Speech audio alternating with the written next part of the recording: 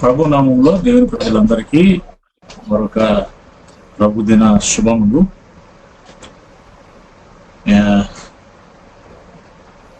ఈరోజు ఉదయకాలమే ఒక చాలా భయంకరమైన విషయం నా మందిరంలో ఒక కుటుంబంలో జరిగింది. దాంతో చాలా మటుకు డిస్టర్బ్ అయ్యాం. మా చాలా మంది తెలిసే ఉంటుంది, బర్నబాస్ గారంటే గాలి బర్నబాస్, డానియల్ వెంకటరత్నం గారి అబ్బాయి. ఆయన వాళ్ళ మనవరాలు ఇద్దరు చిన్నపిల్లలు అమెరికాలో ఉంటారు. 4 సంవత్సరాల 11 నెలలు ఒకరు, 2 సంవత్సరాల 11 నెలలు. వాళ్ళిద్దరూ కూడా మాట్లాడుకుంటా పక్కనే ఉన్న చిన్న పాండ్లోకి వెళ్ళి వాళ్ళు చనిపోయారు.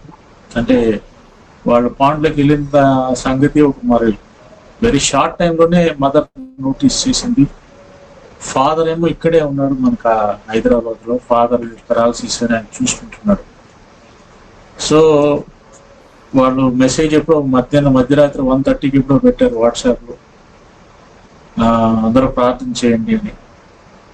బై ద టైం నేనైతే మార్నింగ్ 4:45 లెగిసేటప్పటికే ఆల్రెడీ న్యూస్ స్ప్రెడ్ అయిపోయింది that they are no more.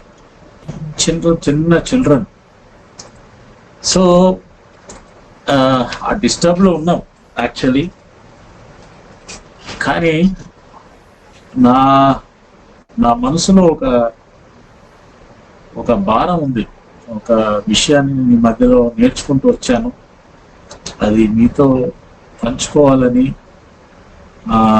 ఈ వారం కాదు, నెక్స్ట్ అక్టోబర్, నవంబర్, వీలైతే డిసెంబర్, ఈ 4 వారాలు కూడా ఈ యొక్క విషయాన్ని మనం కొద్దిగా ఆలోచిద్దాం. పోయిన వారం కొద్దిగా ఆ సబ్జెక్ట్ ని నేను ఒక యాంగిల్లో టచ్ చేశాను. అది ఏంటి అంటే, మన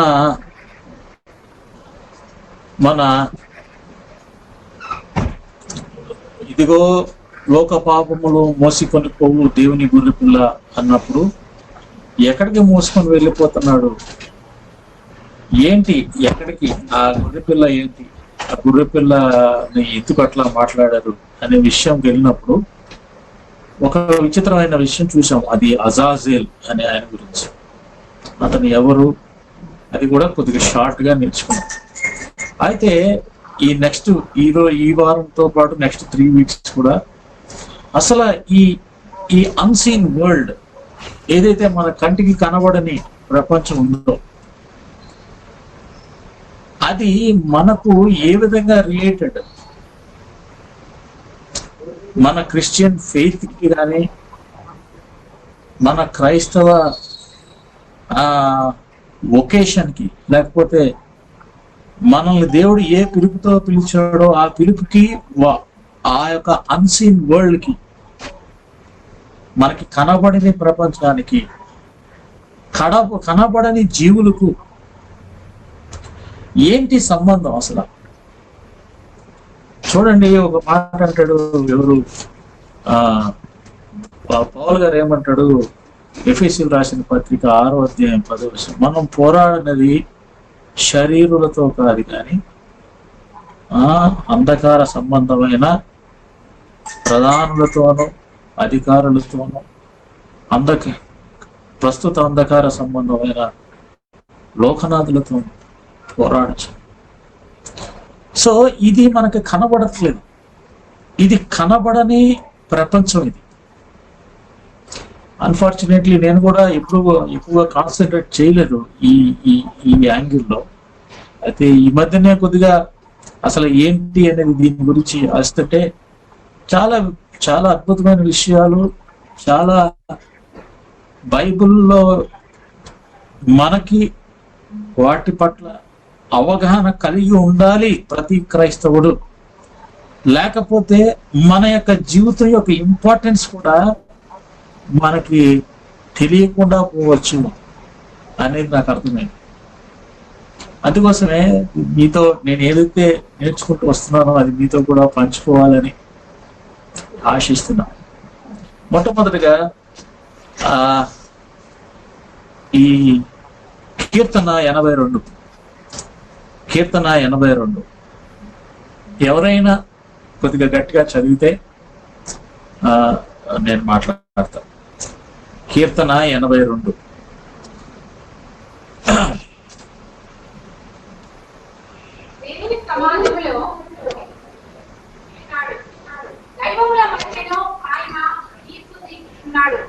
ఎంతకాలము మీరు అన్యాయముగా తీర్పు తీర్చుదురు, ఎంతకాలము భక్తిహీనుల ఎడల పక్షపాతము చూపుదురు. పేదలకును తల్లిదండ్రులు లేని వారికి న్యాయము తీర్చుడి, శ్రమగల వారికి దీనులకును న్యాయము తీర్చుడి, దరిద్రులను నిరుపేదలను విడిపించుడి, భక్తిహీనుల చేతిలో నుండి వారిని తప్పించుడి. జనులకు తెలివి లేదు, వారు గ్రహింపరు, వారు అంధకారంలో ఇటు అటు తిరుగులాడుతారు. దేశములకున్న ఆధారములన్నీ కదలుచున్నవి, మీరు దైవములనియో మీరందరూ సర్వోన్నతుని కుమారులనియో నేను సెలవిచ్చి ఉన్నాను. అయినను ఇతర మనుషులు చనిపోనట్లు మీరును చనిపోతురు, అధికారులలో ఒకడు కూలినట్లు మీరును కూలుదురు. దేవా లెమ్ము, భూమికి తీర్పు తీర్చుము, అన్యజనులందరూ నీకే స్వాస్థ్యముగా ఉందరు. Thank you sister. ఈ యొక్క కీర్తన ఎప్పుడు వీళ్ళు గ్యాదర్ చేశారు? ఒకప్పుడు రాశారు, ఆసాపు గారు రాశారు. ఎప్పుడు గ్యాదర్ చేశారు అంటే వీళ్ళ యొక్క సమయం, లేకపోతే వీళ్ళు ఎప్పుడు దీనిని బబులోని యొక్క క్యాప్టివిటీలో ఉన్నప్పుడు వీటన్నిటిని గ్యాదర్ చేసుకున్నారు. రాసిన ఎప్పుడో రాశారు, కానీ వీళ్ళు అన్యక్రాంతం అయిపోయి ఇశ్రాయేలీలు అన్యుల చేత రూల్ చేయబడుతున్నప్పుడు ఎంతో అన్యాయాన్ని వాళ్ళు అనుభవిస్తున్నారు. మనం చూడొచ్చు, దానియేలు వాళ్ళ సమయంలో ఏమైందండి, నపుంసకులుగా చేయబడ్డారు. మరి మేబీ కొంతమంది అనుకునేది ఏంటంటే దానియేలు, శద్రకు, మేషకు, అబేద్నెగోలు కూడా వాళ్ళ భార్యల గురించి కానీ పిల్లల గురించి కానీ ఏమి రాసి ఉండదు. బహుశా వాళ్ళను కూడా నపుంసకులుగా చేసి ఉండొచ్చు. మరి bright young Jewish fellows. So ఇంత చాలా అన్యాయం జరుగుతుంది వాళ్ళ దగ్గర. వాళ్ళు బబులోన్లో ఉన్నారు. ఆ బబులోన్లో ఉన్నప్పుడు వీళ్ళు సమకూర్చుకుంటున్నారు, కొన్ని కీర్తనలు సమకూర్చుకొని ఒక పాటల పుస్తకం కింద వీళ్ళు రాస్తున్నారు. ఇది 3వ పాటల పుస్తకంలోకి వస్తుంది. కీర్తనలు మొత్తం 5 పాటల పుస్తకాలు ఉన్నాయి. ఈ 5లో ఇది 3వ భాగం వస్తుంది. 3వ భాగానికి వచ్చేటప్పటికి ఇది ఆల్మోస్ట్ బబులోని యొక్క ఆ క్యాప్టివిటీలో ఉన్నప్పుడు వాళ్ళు సమకూర్చుకున్న పాటల కీర్తన ఎప్పుడో రాశారు. రాసిన దాన్ని మళ్ళీ ఇలా జీవితానికి రిలేట్ చేసుకుంటూ ఈ యొక్క కీర్తనను వారు సమకూర్చుకున్నారు. వాళ్ళు ఎక్స్ప్రెస్ చేస్తున్న థాట్స్ చూడండి. ఆ రోజుల్లో వాళ్ళు బబులోని యొక్క చెరలో ఉన్నప్పుడు వాళ్ళు ఎక్స్ప్రెస్ చేస్తున్న థాట్స్ ఎలా ఉన్నాయంటే, వాళ్ళ మధ్య అన్యాయం జరుగుతున్న దానికి వాళ్ళు దేనికి లింక్ చేస్తున్నారో చూద్దాం. చూడండి, మొదటి వచనం ఏముంది? దేవుని సమాజములో దేవుడు నిలిచి ఉన్నాడు. ఇంగ్లీష్లో God has taken his place in the divine council. ఇక్కడ మనకేం కనబడుతుందంటే, దేవుడు ఒక ఆయన ఉన్నారు, ఆయనకు ఒక సమాజం ఉంది.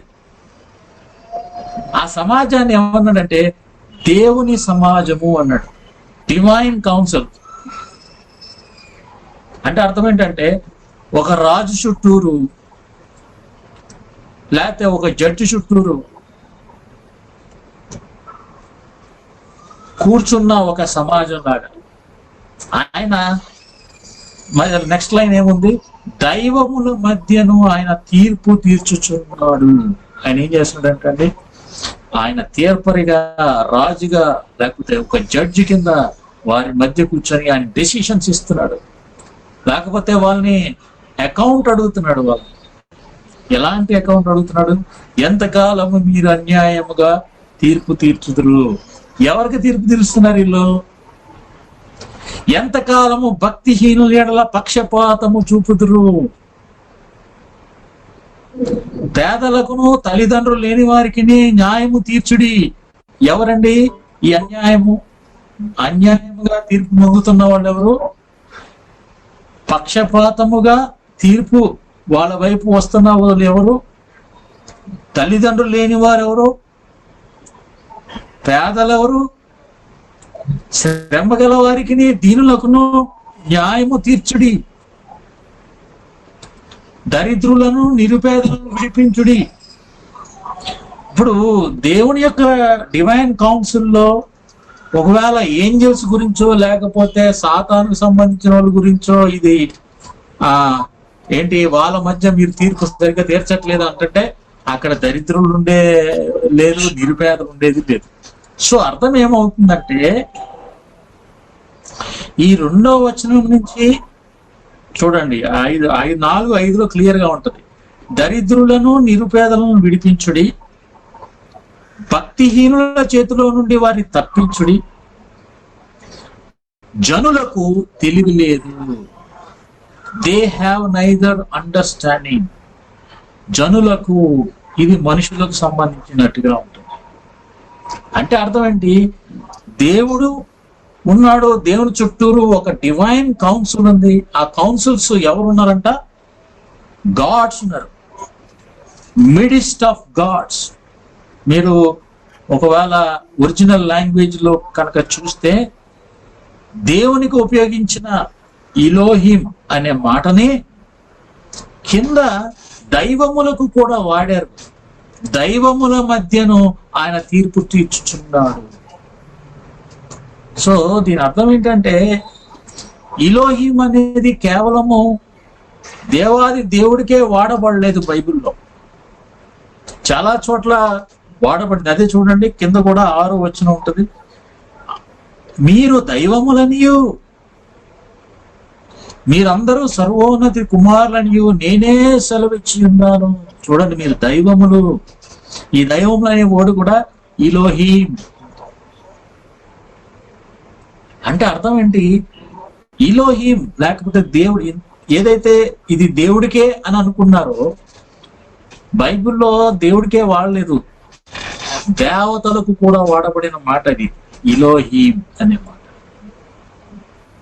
అంతేకాకుండా కొన్ని చోట్ల మనకి చూడండి ద్వితీయోపదేశకాండము 32,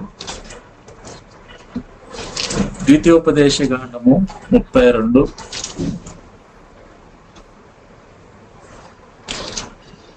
17వ వచనం. ద్వితీయోపదేశకాండం 32:17.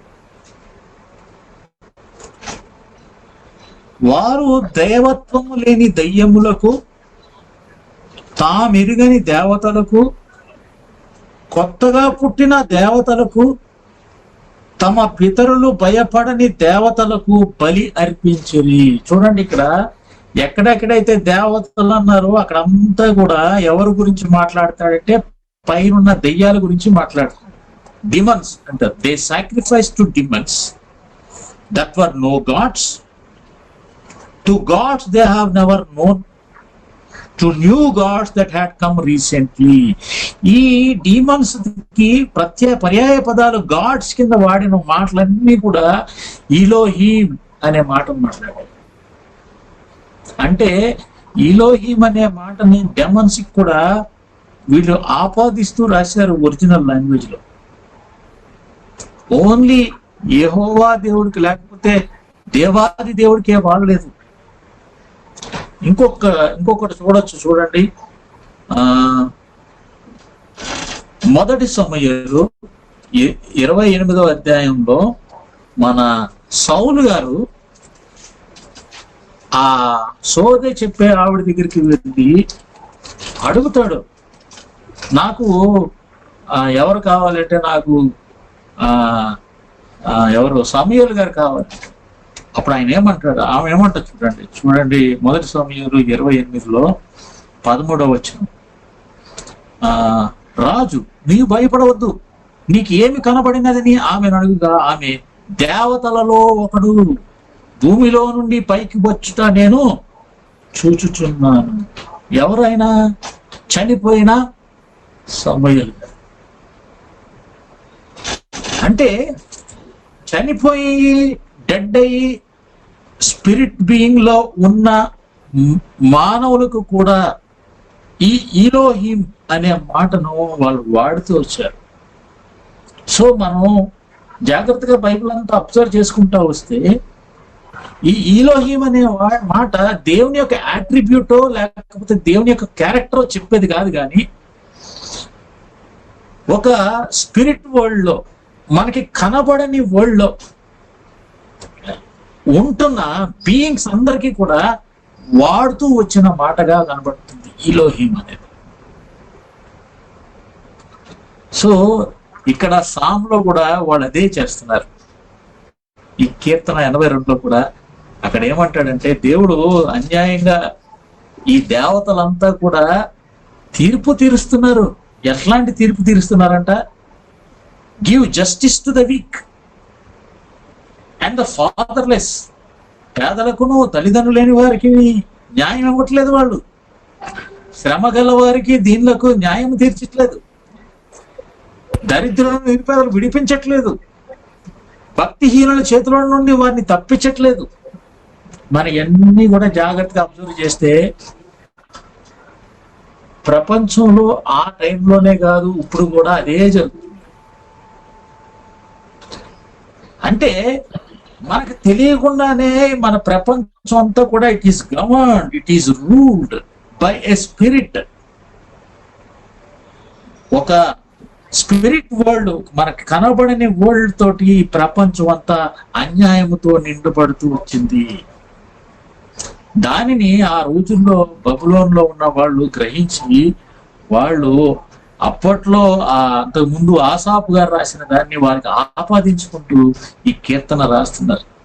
ఏమంటున్నాడు చూడండి వాళ్ళతోటి, 5వ వచనం. జనులకు తెలివి లేదు, మీరేం చేస్తున్నారో వాళ్ళకి తెలియదు. ఓ దైవాలారా, ఓ దేవతల్లారా, మీ అన్యాయాన్ని వాళ్ళేం గ్రహించలేకపోతున్నారు మనుషులు.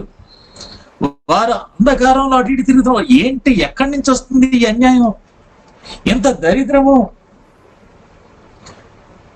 ఎంత పార్షియాలిటీ ఎక్కడి నుంచి వస్తుంది అనేది వాళ్ళకి అర్థం కావట్లేదు జనులకు. దీన్ని బట్టి ఏమవుతుందంటే దేశానికి ఉన్న ఫౌండేషన్స్ అన్ని కూడా కదిలిపోతున్నాయి. గుర్తుపెట్టుకోండి, ఈ రోజున ఒకవేళ మన దేశం కూడా ఫౌండేషన్స్ కదిలిపోతున్నాయి అని అనిపిస్తుంటే దానికి కారణం ఏంటో కీర్తన 82 చెప్తుంది.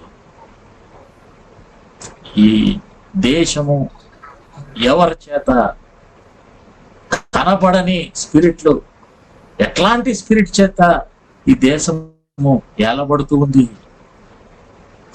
వాళ్ళతో అంటున్నాడంట దేవుడు 6వ వచనంలో, మీరు దైవములనియు మీరందరూ సర్వోన్నతి కుమారులనియు నేనే సెలవిచ్చున్నాను. అంటే ఆయన వాళ్ళకి ఎట్లాంటి స్టేటస్ ఇచ్చాడో వీళ్ళు మాట్లాడుతున్నారు, చెప్తున్నారు. అరే గాడ్, దేవుడు ఆ సమాజంలో, అరే బాబు నేను మీకు ఎంత స్టేటస్ ఇచ్చాను తెలుసా? మీకు దైవాలతోటి చెప్తున్నాడు. మీ స్టేటస్ ఏమనుకున్నారు అసలు? మీరు దైవ కుమారులు, సర్వోన్నతి కుమారులని నేనే సెలవిచ్చాను. కానీ మీ యొక్క స్టేటస్ తగ్గట్టు మీరు బిహేవ్ చేయట్లేదు. కాబట్టి ఏం చేస్తాడంట 7వ వచనంలో, అయినను ఇతర మనుష్యులు చనిపోనట్లు మీరునో చనిపోదురు, అధికారులు ఒకడు కూలినట్లు మీరునో కూలుదురు. ఇక్కడ ఇతర మనుషులు అని ఉంది, కానీ ఇంగ్లీష్ లో బాగుంది, నెవర్‌దెలెస్ లైక్ మెన్. ఇతర మనుషులు కాదు, మనుష్యుల వలె, అయినను మనుష్యుల వలె, మనుష్యులు చనిపోనట్లు మీరునో చనిపోదురు. అధికారులలో ఒకడు కూలినట్లు, ఒక ప్రిన్స్ పడిపోయినట్టు మీరు కూడా పడిపోతారు సుమా అని దేవుడు ఆ సమాజంలో ఒక జడ్జిమెంట్ ఇస్తున్నాడు అని ఆ బబులోనులో ఉన్న ప్రజలు ఆఖరిలో ఒక మాట తగిలిస్తున్నారు. 8వ వచనం ఏమంటున్నారు? దేవా లెమ్ము, భూమికి తీర్పు తీర్చు, అన్యజనులందరూ నీకే స్వాస్యముగా ఉందరు. చాలా పెద్ద మాట అండి ఇది. లేము ఓ అంటే అర్థం ఏంటంటే, దైవములకు తీర్పు తీర్చువాడా, వారి యొక్క స్టేటస్ ని కూడా నువ్వు కేర్ చేయలేదు, వాళ్ళ యొక్క బిహేవియర్ లేకపోతే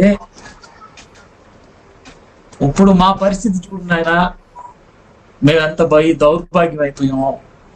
కాబట్టి మా మీద రూల్ చేస్తున్న వాళ్ళకి తీర్పు తీర్చు, మా మీద తీర్పు తీరిస్తే కనుక, మమ్మల్ని రూల్ చేసే వాళ్ళని తీర్పు తీరిస్తే అన్యజనులందరూ నీకే స్వాస్యంగా ఉంటారు. అంటే హౌ దే ఆర్ రిలేటింగ్.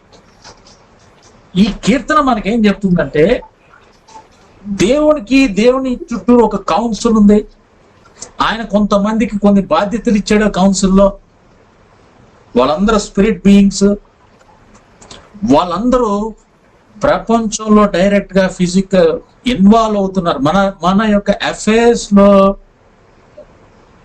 వాళ్ళు ఇన్వాల్వ్ అవుతున్నారు, ఇంటర్ఫియర్ అవుతున్నారు.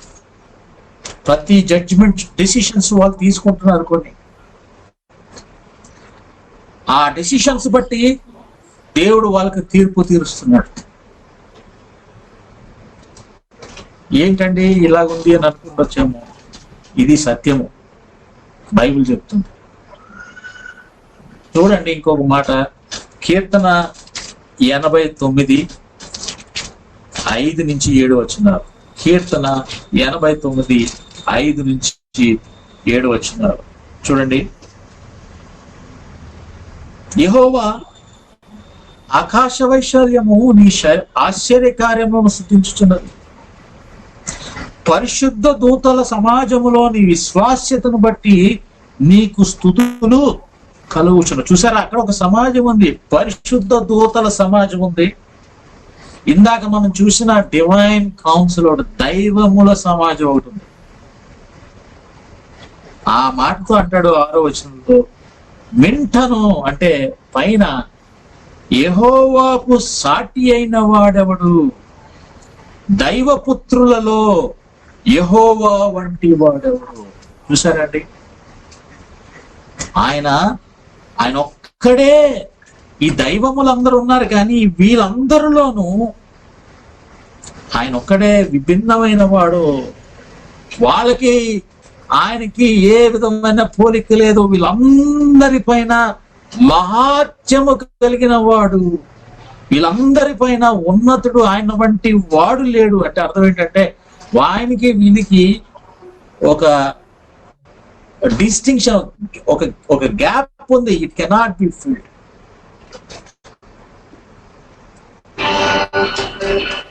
అట్లాంటి పరిస్థితుల్లో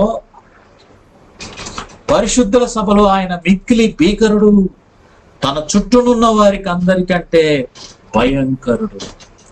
సో మనం ఏం అబ్జర్వ్ చేస్తున్నామంటే, ఈ సమాజం ఉంది కానీ వాళ్ళని దైవ పుత్రులని పిలుస్తున్నాడు, సన్స్ ఆఫ్ గాడ్ అంటున్నాడు. వాళ్ళు మానవుల యొక్క అఫైర్స్ లో ఇంటర్ఫియర్ అవుతున్నారు. వాళ్ళందరిలోనూ ఈయన చాలా విభిన్నమైన వాడుగా ఉంటున్నాడు, దేవాది దేవుడు. అందుకే ఇశ్రాయేలీకి వాళ్ళకి ఏముంటది, యెహోవా ఒక్కడే, పైన ఆకాశం అందే కానీ భూమి అందే కానీ భూమి కింద నెల అందే కానీ ఏ విధమైన చేసుకోకూడదు, ఆయన ఒక్కడే. Because is alone, is a different one. So మనకు ఈ యొక్క ఆర్డర్ హైరార్కీ కనబడుతుంది చూడండి. దేవాది దేవుడు, ఆయన చుట్టూరు ఒక కౌన్సిల్ ఉంది, వాళ్ళని ఆయన సన్స్ ఆఫ్ గాడ్ గా పిలుస్తున్నారు. అదే మనం యోబులో కూడా చూస్తాం. ఒకరోజు దేవదూతలందరూ ఆయన దగ్గరికి వచ్చి, సన్స్ ఆఫ్ గాడ్ వచ్చి ఆయన ముందు ప్రత్యక్షపరచుకున్నట్టు చూస్తూ వస్తాం. సో ఇది ఏంటి ఇలాగున్నది బైబిల్లో? దీనివల్ల ఏంటి మనం ఏమి నేర్చుకోవచ్చు చూడండి. యాక్చువల్లీ మనం కొద్దిగా కీర్తన 148, కీర్తన 148 1 నుంచి 5 వచనం. కీర్తన 148 5.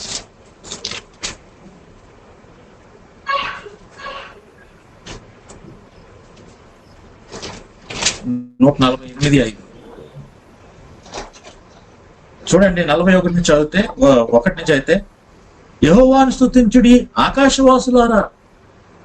ఆకాశవాసులు ఎవరు? ఉన్నత స్థలముల నివాసులారా ఆయన స్తుతించుడి. ఎవరు ఈ ఉన్నత స్థలంలో నివసించేవాళ్ళు? ఆయన దూతలారా, ఆయన సైన్యములారా. ఎవరైనా మనకు మాట కనబడుతుంటది అస్తమానం, సైన్యములకు అధిపతి యెహోవా, సైన్యములకు అధిపతి యెహోవా, సైన్యములకు అధిపతి యెహోవా. ఈ సైన్యం ఎవరు? తర్వాత సూర్యచంద్ర నక్షత్రారా, కాంతిగల నక్షత్రాలా, పరమాకాశాలారా, ఆకాశం పైన జలములారా.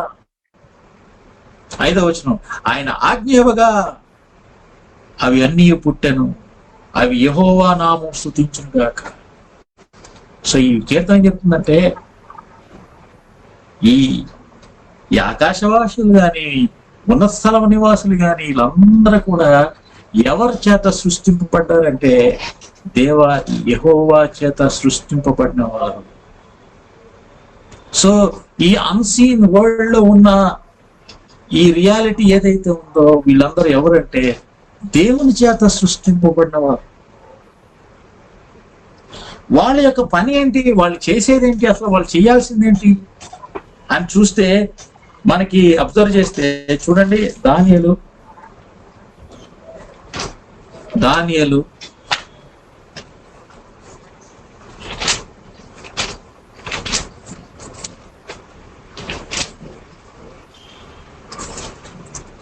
7వ అధ్యాయం 9-10 వచనాలు.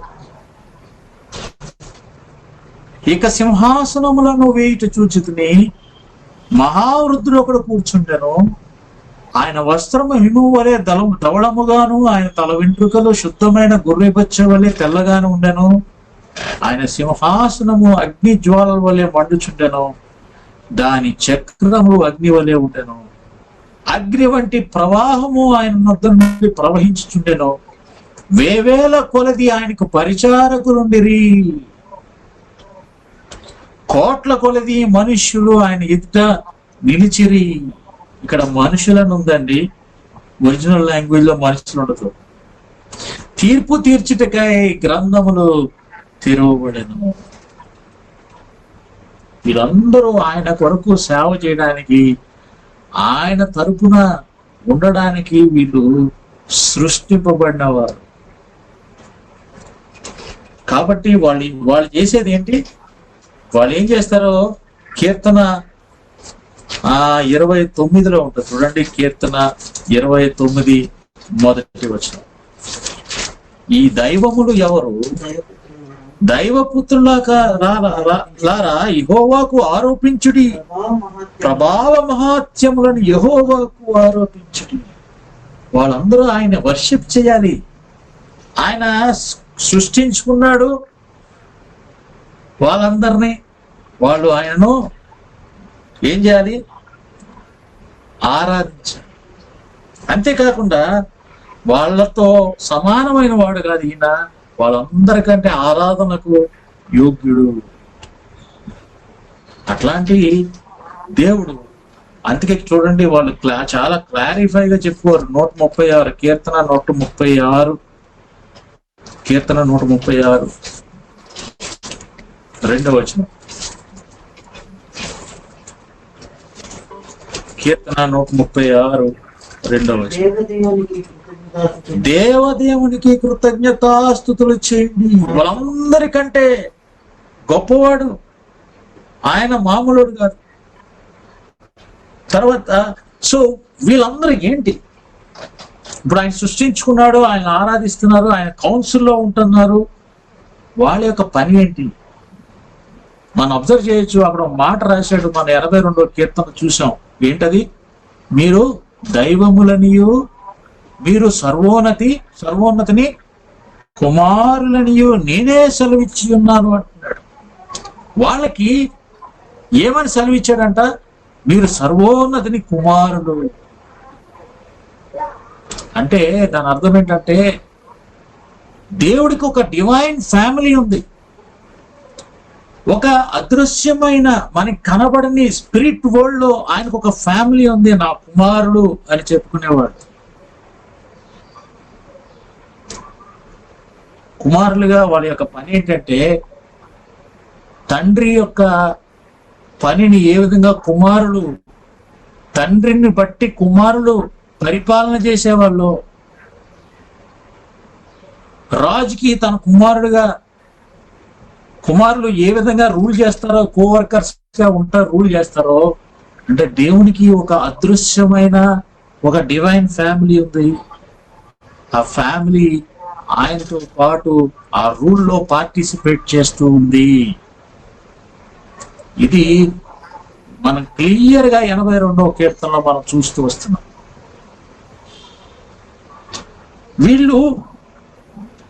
వీళ్ళ యొక్క రూలు ఎట్లా ఉండాలి అంటే దేవుడు తరపున వాళ్ళు పరిపాలన చేసే వాళ్ళుగా ఉండాలి.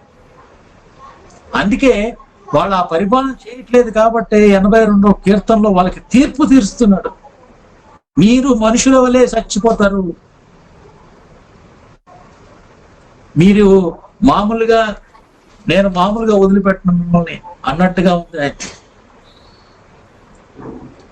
సో మనం అబ్జర్వ్ చేస్తే ఏమవుతుందంటే ఈ డివైన్ కౌన్సిల్, లేకపోతే అదృశ్యమైన మనకి కనబడని ఒక డివైన్ ఫ్యామిలీ దేవుడు కలిగి ఉన్నాడు. వాళ్ళు ఆయన కుమారులుగా పిలువబడుతూ వచ్చారు. ఆ కుమారులుగా పిలువబడిన వాళ్ళు దేవుని యొక్క రూల్లో వాళ్ళు పార్టిసిపేట్ చేసి ప్రపంచాన్నే కాదు మొత్తం అంతటిని వాళ్ళు రూల్ చేస్తూ వస్తున్నారు. అదే మనం చూస్తూ ఉండొచ్చు. చూడండి, ఒక ఇన్సిడెంట్ మనం చూడొచ్చు. ఆహాబు గారి, అది నేను చెప్తాను తర్వాత మీరు చదవచ్చు. మొదటి రాజులు 22లో ఉంటది. మొదటి రాజులు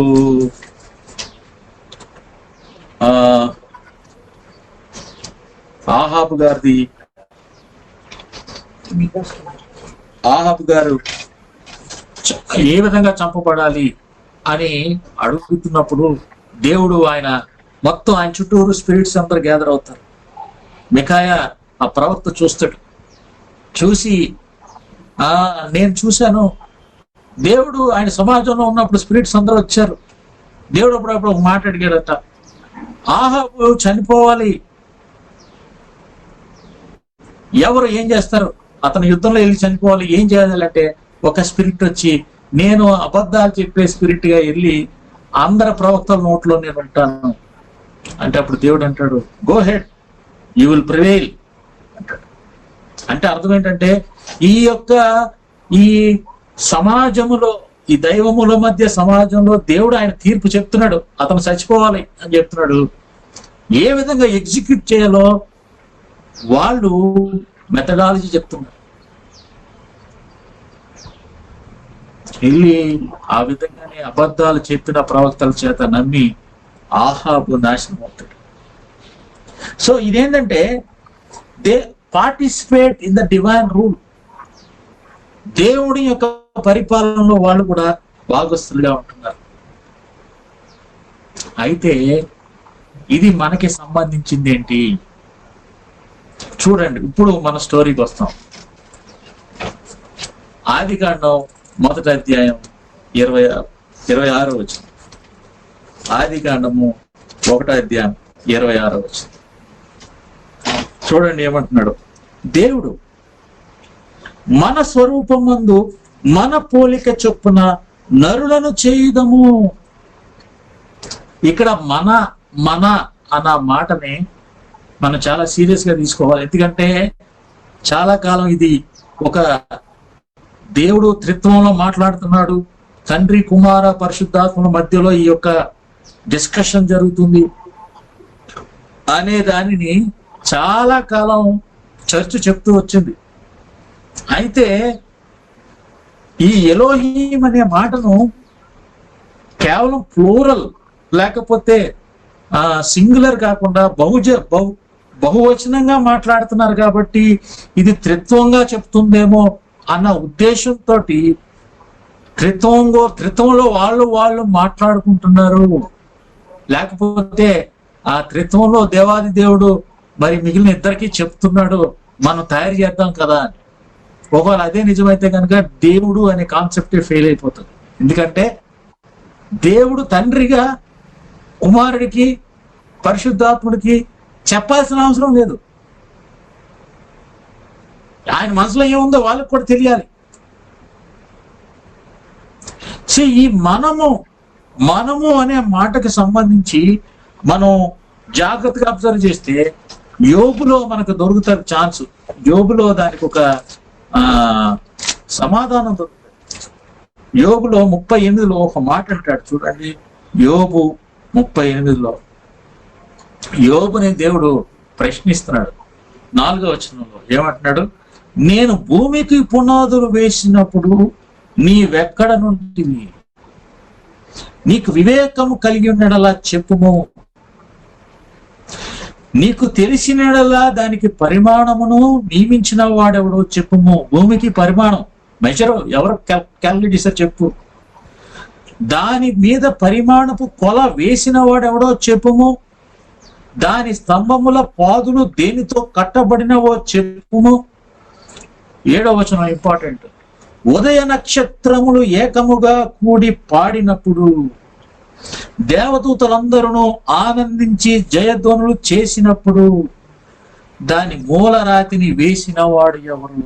అంటే దాని అర్థం ఏంటంటే క్రియేషన్ చేసేటప్పుడు ఈ భూమిని ఈ ఆకాశమును సృజిస్తున్నప్పుడు ఆయన చుట్టూరు ఎవరున్నారట?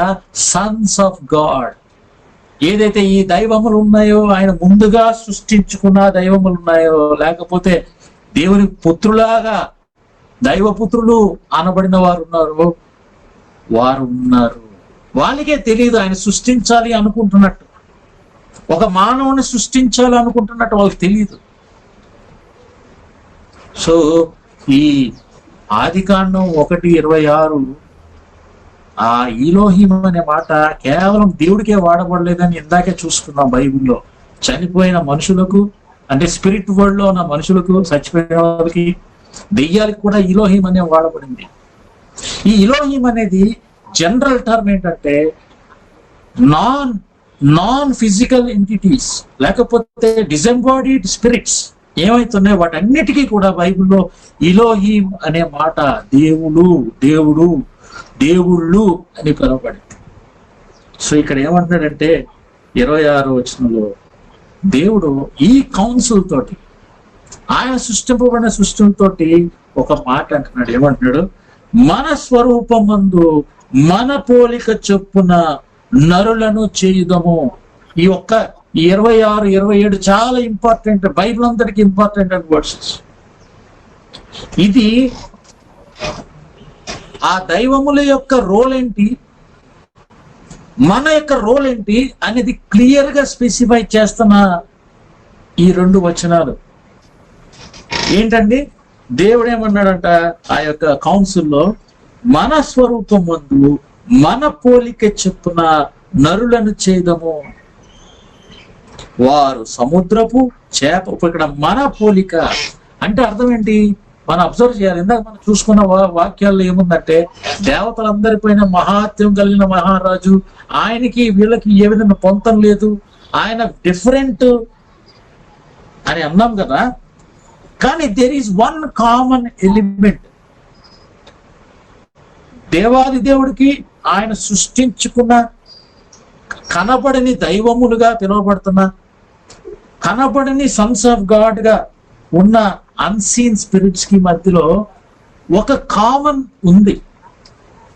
సో ఆ కామన్ తోటి ఈయనేమంటాడంటే మీరు నేను ఏదైతే మనం కామన్ గా ఉన్నావో అలాంటి వారినే ఒక ఆయనను తయారు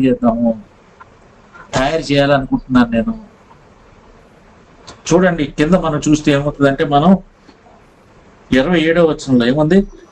దేవుడు తన స్వరూపం మందు నరుని సృష్టించాడు అంటే అర్థం ఏంటి? జస్ట్ ఆయన కౌన్సిల్ అనౌన్స్ చేశాడు తప్ప వాళ్ళు ఎవరిని ఇన్వాల్వ్ చేయలేదు క్రియేషన్ లో. క్రియేషన్ చేసేటప్పుడు మాత్రం దేవుడు ఒక్కడే ఇన్వాల్వ్ అయ్యాడు. Because is only a creator, they are not creators. He is only the one who involve in the creation. దేవుడు తన స్వరూపమందు నరుని సృజించాను. ఇక్కడ తన స్వరూపం అన్నాడు అంటే అర్థం ఏంటి? అక్కడ మన స్వరూపం అన్నాడు, ఇక్కడ తన స్వరూపం అంటే అర్థం ఏంటంటే ఈ ముగ్గురులో కూడా ఒక కామనాలిటీ ఉంది. ఆ కామనాలిటీ ఏంటి అంటే వాళ్ళు సమాజం, వాళ్ళు అన్సీన్ వరల్డ్ లో వాళ్ళు దేవుని పిల్లలుగా దైవ పుత్రులుగా వాళ్ళు ఉంటున్నారు. ఆయన రూల్ ని చూపించాలి, పార్టిసిపేట్ చేయాలి వాళ్ళు. ఇక్కడ మానవుడిగా ఏం చేయాల్సిందేంటి? ఆకాశ పక్షులను, సముద్రపు చేపలను, పశువులను, సమస్త భూమిని, భూమి మీద ప్రతి ప్రాకు ప్రతి జంతువును ఏలుదువుగాక. ఇప్పుడు చూస్తున్నాం మంది ఈ ఇమేజ్ ఏంటో మనం చూస్తున్నాం. ఇమేజ్ అనేది దేవుని యొక్క ఇమేజ్ లో, లేకపోతే దేవుని యొక్క పోలిక అనేది ఒక ఇంటెలిజెన్స్ కాదు. చాలా మంది చూడు, దేవుడికి ఏ విధంగా అయితే ఆలోచన శక్తి ఉందో అది మానవుడు కూడా ఆలోచన శక్తి ఉంది, అదే మన పోలిక అని అంటాం. అలా అయితే నేను ఒక ప్రశ్న వేయచ్చు. చాలా మంది పిల్లలు మెంటల్లీ హ్యాండిక్యాప్డ్ గా పుడతారు, కంప్లీట్ గా మెంటల్లీ హ్యాండిక్యాప్డ్ గా పుడతారు, పుట్టుకే అలా పుడతారు. మరి వాళ్ళలో దేవుని యొక్క ఇమేజ్ ఉందా? మెంటల్లీ ఇన్క్యాపబుల్, వాళ్ళకి ఏమీ తెలీదు. మరి వాళ్ళ ఇమేజ్ ఉన్నారా? దేవుని ఇమేజ్. సో ఇక్కడ ఇమేజ్ అనేది ఎబిలిటీ గురించి మాట్లాడట్లేదు, లేకపోతే వాళ్ళు చేయగలిగిన శక్తి బట్టి, సామర్థ్యాన్ని బట్టి ఇమేజ్ అని వాడబడలేదు. ఇమేజ్ అనేది ఏంటంటే ఆయన రిఫ్లెక్షను, లేకపోతే ఆయన ఒక స్టేటస్ ఇచ్చాడు మీకు, ఒక పౌరస్థితి కింద ఇచ్చాడు వాళ్ళకి. మానవుడికి ఒక పౌరస్థితి ఏమి ఇచ్చాడంటే నువ్వు నా ఇమేజ్ అన్నాడు. ఆ స్టేటస్ అంటే ఏ మానవుడైనా సరే, ఆ హిందువు గాని, ముస్లిం గాని, లేకపోతే ఏ అన్య జాతి వాడైనా కానీ, ఆఫ్రికన్ కానీ, ఎవరైనా కానీ, no race, no caste, every human being యొక్క స్టేటస్ ఎబిలిటీ కాదు. స్టేటస్ ఏంటంటే they are made, they are image of God. దేవుని యొక్క ప్రతిరూపాలు వాళ్ళు, స్టాట్యూస్, దేవుని యొక్క ఇమేజెస్ వాళ్ళు. అంటే అర్థం ఏంటంటే ఆయన ఏ విధంగా ఆయన ఇమేజ్ ని, లేకపోతే ఆయన్ని ప్రతిబింబించే రిఫ్లెక్టర్స్ వీళ్ళు. ఇమేజ్ అంటే ఏంటి? రిఫ్లెక్టర్స్. వీళ్ళని చూస్తే దేవుని చూసినట్టే. అది ఒక స్టేటస్, వాళ్ళకి ఇచ్చిన స్టేటస్. ఆ స్టేటస్ లో భాగంగా వాళ్ళకి ఇచ్చిన పని ఏంటంటే డొమినియన్, లేకపోతే మీరు ఏలండి, ప్రపంచాన్ని ఏలండి, దానిని లోపరుచుకోండి.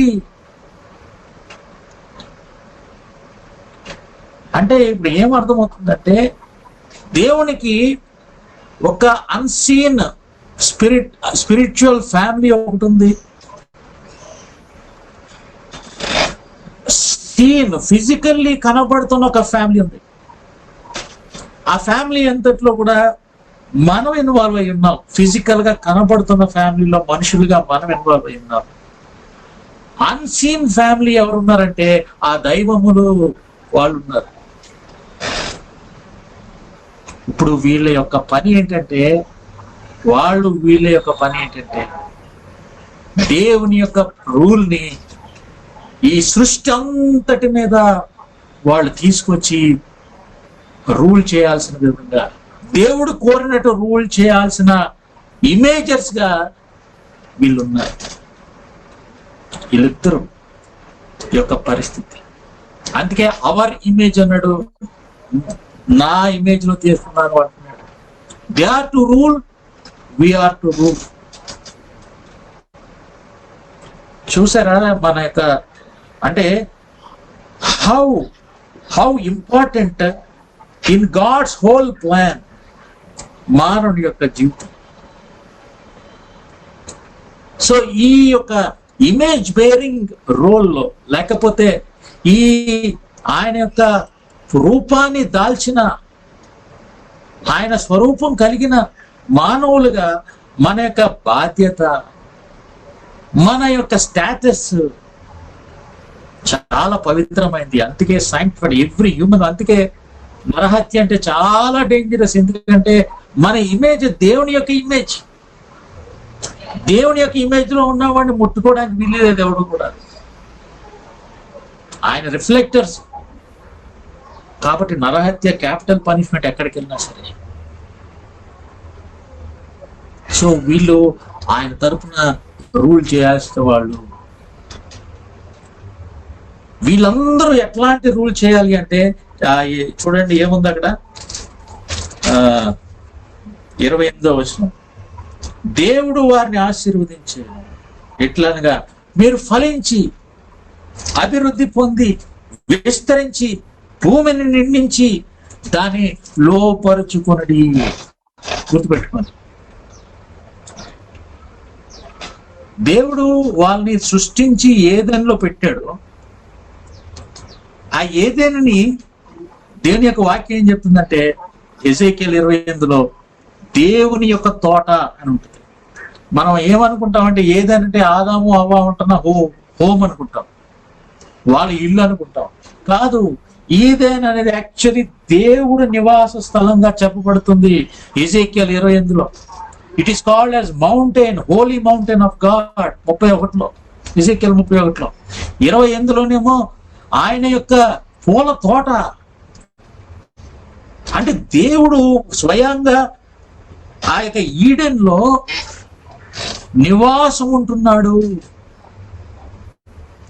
ఆయనతో పాటు ఆయన కనబడని ఫ్యామిలీ కూడా మన కళ్ళకు కనబడని ఆ హెవెన్లీ ఫ్యామిలీ కూడా ఈడెన్ లో ఉంటూ వచ్చింది. కనబడుతున్న ఫిజికల్ ఫ్యామిలీ కూడా ఈడెన్ లో ఉంటుంది. వాళ్ళకి ఏం చెప్పాడంటే మీరు ఫలించండి. ఓ ఫిజికల్ గా కనబడుతున్న ఫ్యామిలీతో చెప్తున్నాడు, ఓ మీరు ఫలించండి. నాకు కౌన్సిల్ ఉంది, వాళ్ళు గైడ్ చేస్తారు, వాళ్ళు మీతో కూడా కోఆపరేట్ గా ఉంటారు. మీరు ఫలించి అంటే ఏంటి? ఈడెన్ అనేది చాలా చిన్న ప్లేస్. నాకు కావాల్సింది ఈడెన్ లాగా ఏమవ్వాలంటే భూమంతా అయిపోవాలంటే మీరిద్దరు సరిపోరు. మీకు ఎవరు కావాలో? పిల్లలు కావాలి. కాబట్టి మీరు ఫలించి అభివృద్ధి పొంది విస్తరించి భూమిని నిండించి, ఎంతమంది పిల్లలు కావాలంటే భూమి అంతా నిండిపోవాలా, దాన్ని లోపరుచుకోవాలి. ఇది దేవుని యొక్క ప్యూర్ మైండ్ ఆఫ్ గాడ్ లో ఉన్న ఆయన మన పట్ల కలిగిన ఉద్దేశం. సో నెక్స్ట్ వీక్ మనం చూద్దాం ఏ విధంగా ఈ రోల్స్, లేకపోతే దేవుడిచ్చిన రోల్స్ కి ఏం జరిగిందో ఆ నెక్స్ట్ వారం చూద్దాం. సో దీనివల్ల ఈ వారంలో మనం నేర్చుకున్నది ఏంటంటే మన రెస్పాన్సిబిలిటీ ఏంటి. మనం ఏదో ఇప్పుడు చాలా మంది ఆరాధన చేస్తారు. నేను చిన్నప్పటి నుంచి మీ మందిరంలోనే కాదు, చిన్నప్పటి నుంచి మా మందిరాల్లో నేను పెరిగిన మందిరాలు అందరిలో కూడా ఎక్కడో ఒక దగ్గర ఎవరు ఆ సౌలు యొక్క కొడుకు చచ్చిన డాగును, చచ్చిన కుక్కనయ్యానయ్యా నీ ముందు అని అన్నందుకు వీళ్ళు కూడా ఇంకా అదే మాటను పట్టుకొని మేము ఎంత భయపడే వాళ్ళం ప్రభా, చచ్చిన కుక్క వంటి వారు, పంది వంటి వారు. ఇంకంటే దేవుడు మనసులో మానవుడికి లేని స్థానాన్ని కూడా వీళ్ళు ధరించేసి ఇంకా నాకంటే హంబులో ఇంకెవరు లేరన్న ఫీలింగ్ లో బయటికి చెప్పుకునేది ఆరాధన అనుకుంటారు. కాదు, ఆరాధన అనేది మనం తగ్గించుకున్నాం కాదు, ఆరాధన అనేది ఆయన హెచ్చించేది. రివర్స్, మన యొక్క ఆరాధన అంతా రివర్స్. ఎప్పుడైతే మన యొక్క స్టేటస్ ఏంటి, మన రోల్ ఏంటి మనం గుర్తిస్తామో హృదయం ఉప్పొంగిపోతుంది ఆరాధనతోటి. ఓ ప్రభువా, ఎంత గొప్ప దేవుడువా, నువ్వే నా సమస్తం అని మనం మోకాళ్ళ మీద పడి ఆయన సాష్టాంగ పడతాం. ఎంత గొప్ప దేవుడు, ఎంత గ్రాండ్ ప్లాన్ అనేది, అసలు ఎంత గ్రాండ్ డిజైన్ అనేది. కాబట్టి ఈ రోజున మనం నేర్చుకున్నది ఏంటంటే, we are not alone as God's family. There is a divine family. ఆ వారి మధ్య దేవుడు కౌన్సిల్ తీసుకుంటాడు, ఆ కౌన్సిల్ ఆయన డెసిషన్స్ ఇస్తాడు, వాళ్ళు క్యారీ అవుట్ చేస్తారు. They involve, they interfere in human affairs. And on the physical side మనల్ని కూడా యు బీ మై ఇమేజర్స్ అన్నాడు. సో ఈ వారం మన బాధ్యత, మన రోలు ఏంటో, ఆయన ఉద్దేశించిన రోల్ ఏంటో మనం చూస్తూ వచ్చాం. నెక్స్ట్ వారం అది ఏ విధంగా ఫ్లాప్ అయింది, ఫెయిల్యూర్ అయింది, ఏ విధంగా దేవుడు దానిని మళ్ళీ రోల్స్ రివర్స్ చేసుకుంటూ వస్తున్నాడో ఈ నెక్స్ట్ 2, 3, 4 వారాల్లో మనం చూసుకుందాం. నెక్స్ట్ వారాలు. Thank you. Praise the lord.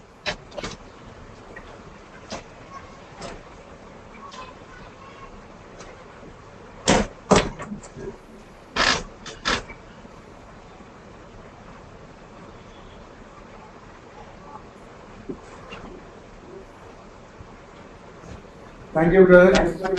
Thank you.